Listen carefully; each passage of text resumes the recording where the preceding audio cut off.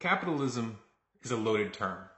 It's a point of division between a number of political and philosophical schools of thought, and in that sense, it's a wedge issue, one of the key wedge issues in the current left-right paradigm. One of the main reasons for this controversy comes from the fact that people don't agree on the meaning of the word. Many people believe that our current system is a capitalist system, and as such, they point to the results of our current system when they're building an argument against capitalism. Such people view capitalism as institutionalized greed, and they view greed as a definitively negative force in the world. Others will argue that our current system isn't really capitalism at all, but is in fact corporatism, and that the evils of our current situation should rather be attributed to the intervention of the state, particularly in regards to its role in establishing corporations, propping up monopolies, and interfering with the natural movement of goods and services. Defenders of capitalism view capitalism as a positive force in the world and often argue that greed itself has gotten a bad rap. Now, obviously, there are more than two positions in this debate, but if we look at it objectively, most of the standard arguments fall somewhere in a spectrum, with a completely non-monetary economy and full communal ownership of property on the far left, and absolute free markets and private ownership on the far right. This debate is always muddled by an unspoken variable, the use of violent enforcement, whether that enforcement comes from an official state entity or merely the will of the collective. For the sake of clarity, we're going to analyze this spectrum with violent enforcement completely removed from the equation, and we're going to assume that both sides have agreed to abide by the non-aggression principle. If you remove violent enforcement of ideologies, then what you have on the far left is what we would call anarcho-syndicalism, tribalism, or anarcho-primitivism. On the right, you would have anarcho-capitalism or free market capitalism. The word capitalism to an anarcho-capitalist simply refers to the voluntary exchange of goods and services. To an anarcho-capitalist, it is assumed that such exchanges are inherently beneficial to both parties, otherwise they would not take place. And they believe that the market itself is the best arbitrator of what works and what doesn't work within a society. Anarcho-capitalists view profit motive as a positive force because it encourages innovation and leads to greater efficiency and therefore better and cheaper products for everyone. Anarcho-capitalists believe that everything should be privately owned, though in some cases groups of individuals could theoretically share ownership of large infrastructure as needed. There is, however, a great deal of skepticism in this regard. From within this perspective, money is considered to be a natural and inevitable result, since it greatly increases the efficiency of commercial exchanges. However, in an anarcho-capitalist system, no currency would have a state-backed monopoly.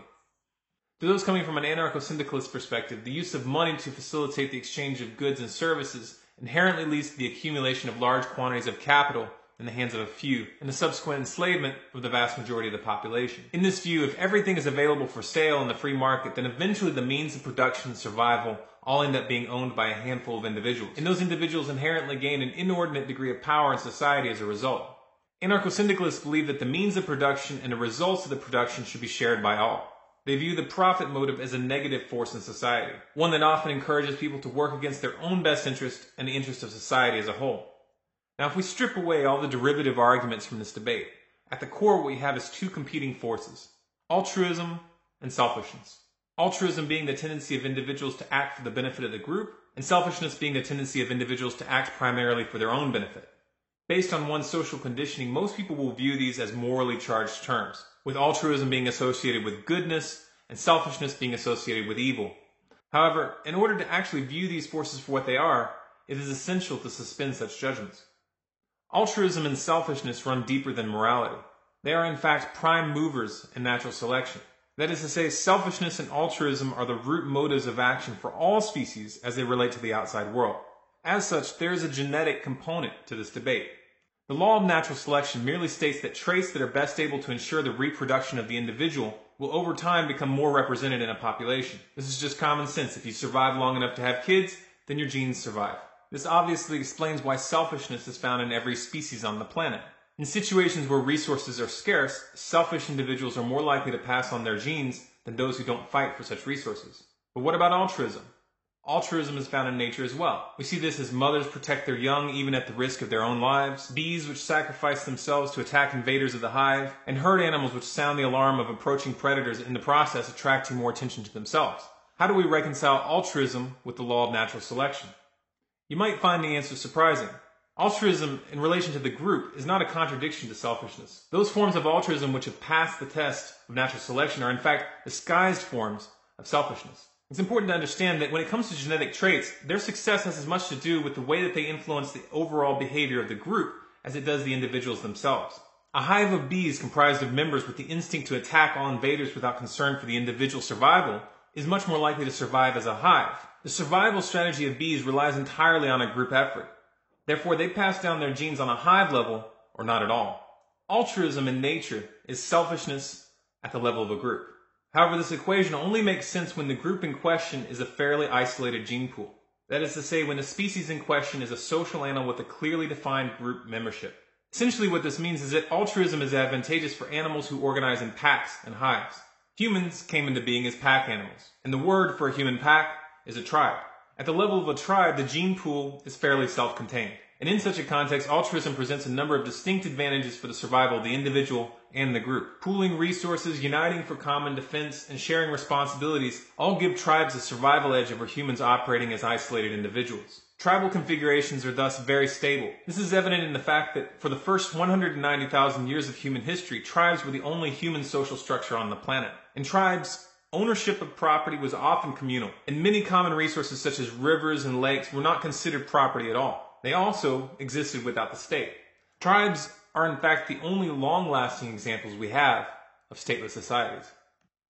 If you follow this logic, what it indicates is that altruism and common ownership works for small autonomous societies. However, expecting people to be consistently altruistic towards people that they do not have a relationship with and with whom they have little contact is unrealistic. It's also without historical precedent, and it goes against the forces of evolution.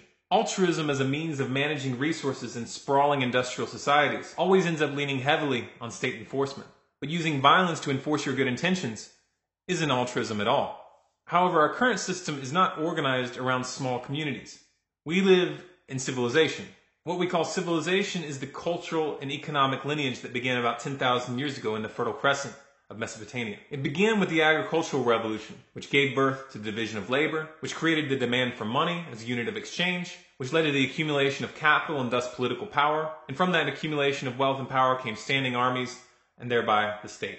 Now this picture presents an uncomfortable challenge to both sides of this question, of communal ownership versus capitalism, altruism versus selfishness, and all the ideological derivatives that come from this. It presents a problem because it indicates that both sides may hit a wall if they attempt to remove state coercion without taking into account the actual size of the society in question.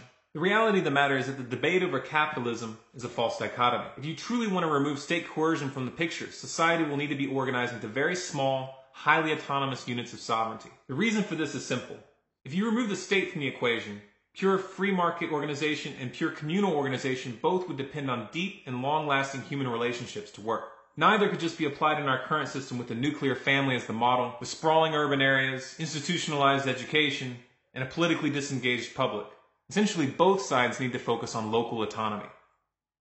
If you found this video to be thought-provoking and you would like to see the anatomy of a wedge issue become a series, please let us know by giving it a thumbs up and adding it to your favorites, and let us know in the comments if there's another topic that you want to see covered.